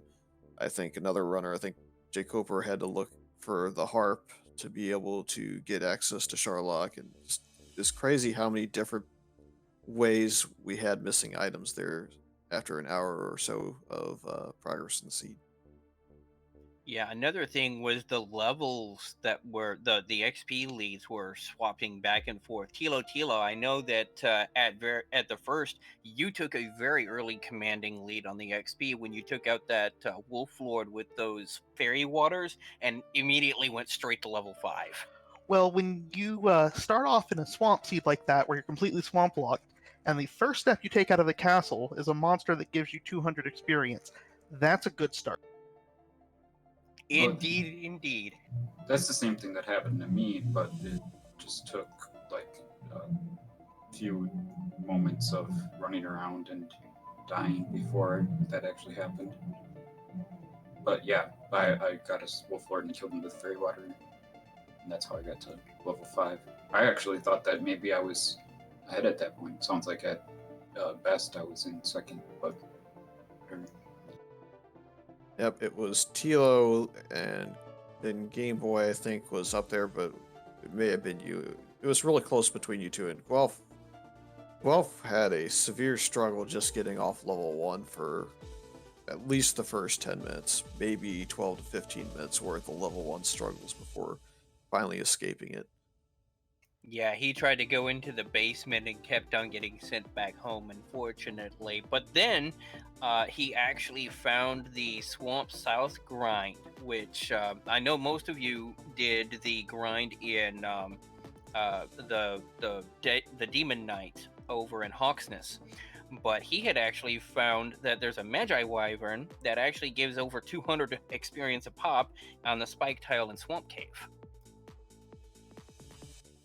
Yeah, I think it was just a question of whether or not we were going to stop at that point and grind, or kind of go up and look for more pieces before we started to grind. I actually think both grinds were pretty equal, all things considered. But I mean, I obviously killed a Magi Wyvern, and I feel pretty confident that the Demon Knight was a better grind. The Magi Wyvern had some resistance to hurt, and it had a lot of HP. The Demon Knight was going down pretty reliably in just 1 attack and 1 hurt more. So I think that was easily better. The distance from Hawksness to Rimmildar versus having to go all the way to the back of Garanham, I feel like also it would have been a faster recharge. I mean, obviously you can death warp from the Magi Wyvern if you're going at that one, but I still think it's faster to get back to the grind spot after you're done at the Hawksness grind spot. But I can see either one of them being decent places. Although it ended up Hawksness was absolutely amazing once you could actually land a hit on those wraiths. They were amazing. Yeah, so tell us may- about those wraiths with the sleep and the big hits. Well, I hadn't actually even ever gotten hit by them for a while. I kept getting slept, and then they breath me, and all right, I tried to swing, couldn't land, early on, couldn't hit anything, so I was like, okay, not worth my time to deal with these things, and I was able to run reasonably successfully, especially for something I couldn't land any damage on, so I just didn't think about them for a while. Then I ended up in Hawk's Nest trying to get the armor, and then Wraith stopped me at the very beginning, and I tried everything in the book other than just swinging at him to kill him, and nothing worked. And I was like, all right, fine. I'm tired of trying to run. Heal, used up 4 heal mores. Let's just swing. Wait, that's it? And so then from then on, I got my revenge on every Wraith I saw. Nice. And what about those magicians early on, huh? The magicians didn't have any redeeming qualities that I could see. Hurt more resist, lots of hit points, no XP, lots of strength. Just a bad enemy all the way around. Yeah, they were responsible for more than one death warp.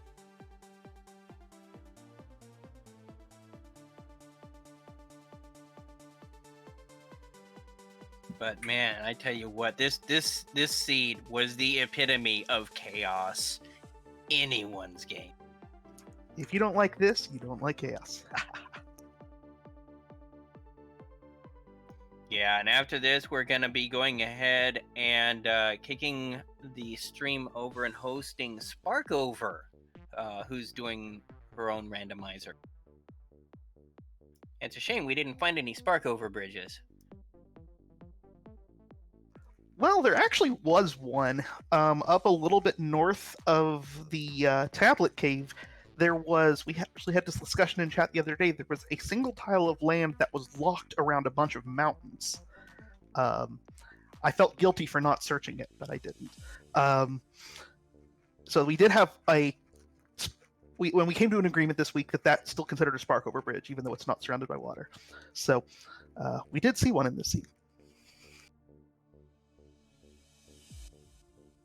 Well, thank you to Jay Coper and Tila Tila for talking to us after kind of that slog at the end there. It had to be kind of an unfortunate slow grind to the end, but both managed it, and congratulations to both of you for finishing it off. Thanks everybody for putting on the stream tonight. Much appreciated.